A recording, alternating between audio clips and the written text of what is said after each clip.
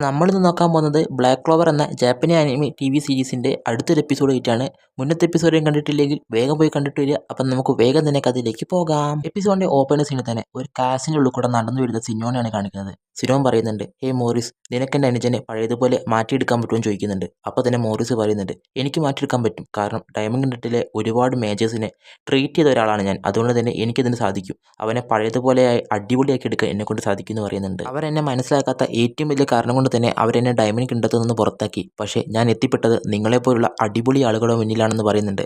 അപ്പോൾ തന്നെ നമ്മുടെ ഡാൻഡനെ കാണിക്കുന്നുണ്ട്, അവൻ ആ കുപ്പിക്കകത്താണുള്ളത്. അപ്പോൾ തന്നെ ഇപ്പം പറയുന്നുണ്ട്, സിനോൻ പറയുന്നുണ്ട്, നോക്ക്, അവനെ എങ്ങനെയെങ്കിലും രക്ഷപ്പെടുത്തിയേ പറ്റൂ, എനിക്ക് ആ പയ്യനുമായി ഫൈറ്റ് ചെയ്യണം, അവൻ എനിക്ക് തോൽപ്പിക്കണം എന്ന് അവൻ പറയുന്നുണ്ട്. പിന്നെ നിന്നോടൊരു കാര്യം പറയാനുണ്ട്, എല്ലാ കാര്യവും ഓക്കെ ഇല്ലെന്ന് ചോദിക്കുന്നുണ്ട്. അപ്പോൾ തന്നെ അവിടെയുള്ള ഒരുത്തൻ പറയുന്നുണ്ട്, യെസ് സാർ, എല്ലാ കാര്യം പെർഫെക്റ്റ് ഓക്കെ എന്ന് പറഞ്ഞിട്ട് ഒരു ഡീമനെ കാണിക്കുന്നുണ്ട്. ഒരു പ്രത്യേക തരത്തിലുള്ള ഡീമനെയാണ് കാണിക്കുന്നത്. അടുത്ത സീനിൽ ഒരു വലിയൊരു ശവകുടീരം പോലത്തെ സംഭവമാണ് കാണിക്കുന്നത്. അവിടെ ഒരു വലുതായിട്ട് ഒരുപാട് വേദികളൊക്കെ ചുറ്റിപ്പറഞ്ഞ് നമ്മുടെ ക്യാപ്റ്റൻ യാമി അതിൻ്റെ അകത്തുണ്ട്. അങ്ങനെ ആ സ്ഥലം കാണിക്കുന്നുണ്ട്. അപ്പോൾ തന്നെ അടുത്ത സീനിൽ കാണിക്കുന്നത് ഒരു വലിയ സ്ഥലമാണ്. അവിടെ എല്ലാ ഡാർക്ക്നെസ്സും മാഞ്ഞു പോയിട്ടുണ്ട്.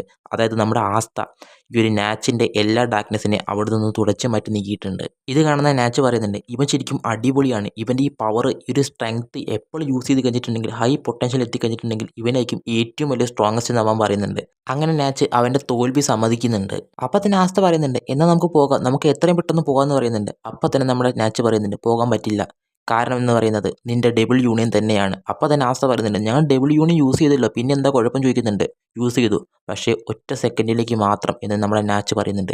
ഇതിൽ ലഭ്യം പറയുന്നുണ്ട്, ശരിയാണ്, ഞാൻ ഒറ്റ സെക്കൻഡിലേക്ക് മാത്രമേ എനിക്കത് യൂസ് ചെയ്യാൻ പറ്റിയിട്ടുള്ളൂ, അതൊരു പെർമനൻ്റ് ആയിട്ട് യൂസ് ചെയ്യാൻ എനിക്ക് സാധിച്ചിട്ടില്ല ഇതുവരെ. നീ ഒരുപാട് വീക്കാണ്, നിൻ്റെ ഈ അവസ്ഥയിൽ നിന്നെ ഞാൻ ഡെവിളിൻ്റെ അടുത്തേക്ക് കൊണ്ടുപോയിട്ടുണ്ടെങ്കിൽ നീ ഉറപ്പായിട്ടും മരിച്ചു പോകുമെന്ന് നമ്മുടെ നാച്ച് പറയുന്നുണ്ട്. ഞാൻ ഇത്രയും കാലം എൻ്റെ ഷാഡോ യൂസ് ചെയ്തിട്ട് നിന്നെയും നിൻ്റെ ടീം മെമ്പേഴ്സിനെ നോക്കിക്കൊണ്ടിരിക്കുന്നുണ്ടായിരുന്നു. നീ ശരിക്കും മാജിക് ഇല്ലാത്ത ഒരു കുട്ടി തന്നെയാണ്. പക്ഷേ നീ നിൻ്റെ ഹാർഡ് വർക്ക് കൊണ്ടും നിൻ്റെ പ്രയത്നം കൊണ്ടും തന്നെ നീ ഒരു ശക്തനായിട്ടുള്ള ഒരു ഡെവിളിനെ നീ നേടിയെടുത്തു. പക്ഷേ എന്നിട്ടും നീ അവിടെ തളർന്നില്ല.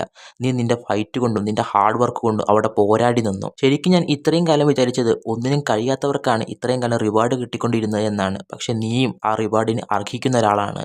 ആസ്ത, നീ നന്നായി ട്രെയിൻ ചെയ്യണം, എങ്കിൽ മാത്രമേ നിനക്ക് നിൻ്റെ പവർ ഫുൾ പൊട്ടൻഷ്യൽ എടുക്കാൻ പറ്റത്തുള്ളൂ എന്ന് നമ്മുടെ നാച്ച് ഇവിടെ പറയുന്നുണ്ട്. അവൻ പറയുന്നുണ്ട്, ഞാൻ എൻ്റെ ഡെവിളായ ഗിമോഡയെ ഞാൻ ഇവിടെ വിട്ടു പോവുകയാണ്. നീ നോക്കണം, നിൻ്റെ എല്ലാ പവറും നിൻ്റെ എല്ലാ സ്ട്രെങ്ത്തും ഇവിടുന്ന് കൂട്ടിയിട്ട് അങ്ങോട്ട് വരാൻ പാടുള്ളൂ എന്ന് അവൻ പറയുന്നുണ്ട്. അങ്ങനെ നാച്ച് അവിടെ നിന്ന് പോവുകയാണ്. ഇതൊക്കെ കേൾക്കുന്ന നമ്മുടെ ആസ്തയ്ക്ക് ഒരുപാട് സന്തോഷമാകുന്നുണ്ട്. അവൻ പറയുന്നുണ്ട്, ഞാൻ ഉറപ്പായിട്ടും പ്രാക്ടീസ് ചെയ്യുമെന്ന് പറയുന്നുണ്ട്. അങ്ങനെ നാച്ച് അവിടെ നിന്ന് സന്തോഷത്തോടെ പോകുന്നുണ്ട്. അങ്ങനെ അവൻ അവിടെ നിർത്തി വെച്ചിട്ടുള്ള ഗിമോഡോനെയാണ് കാണിക്കുന്നത്. ഗിമോഡോ പറയുന്നുണ്ട്, ശരിക്കും അറ്റാക്ക് എന്ന് പറയുന്നത് വളരെ ശക്തിയായിരുന്നു. അതായത് ആസ്ത നേരത്തെ കൊടുത്ത അറ്റാക്കില്ലേ, ആ അറ്റാക്കിൽ നമ്മുടെ ഡെവിൾസ് പോലും പേടിച്ചു പോയിട്ടുണ്ട്. അങ്ങനെ അടുത്ത സീനിൽ കാണിക്കുന്നത് നമ്മുടെ ക്ലോവർ കിങ്ഡമാണ്. അവിടെയുള്ള എല്ലാ ടീംസിൻ്റെയും മേജേഴ്സ് അവിടെ ഒത്തുകൂടിയിട്ടുണ്ട്. അങ്ങനെ അവർ ഡെവിൾസിൻ്റെ ആ ടെറിട്ടറിയിലേക്ക്, അതായത് എനിമീസിൻ്റെ ആ ടെറിട്ടറിയിലേക്ക് ഇവർ ഡയറക്റ്റ് പോകാൻ പോവുകയാണ്. അങ്ങനെ ഇവരെയും കാണിച്ചിട്ടാണ് ഈ ചാപ്റ്റർ ഇവിടെ എൻഡ് ആകുന്നത്.